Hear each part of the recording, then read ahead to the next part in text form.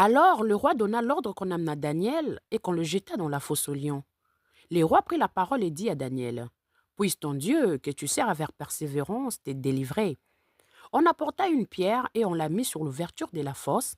Le roi la scella de son anneau et de l'anneau de ses grands, afin que rien ne fût changé à l'égard de Daniel.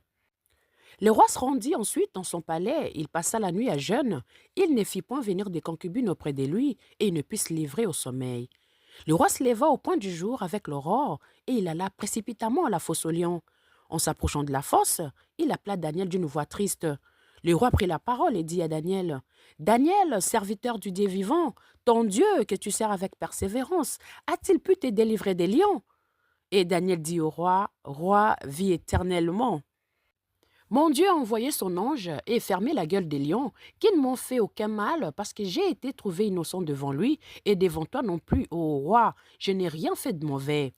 Alors le roi fut très joyeux, et il ordonna qu'on fît sortir Daniel de la fosse. Daniel fut retiré de la fosse, et on ne trouva sur lui aucune blessure, parce qu'il avait eu confiance en son Dieu. Le roi ordonna que ces hommes qui avaient accusé Daniel fussent amenés et jetés dans la fosse aux lions, eux, leurs enfants et leurs femmes, et avant qu'ils fussent parvenus au fond de la fosse, les lions les saisissèrent et brisèrent tous leurs os.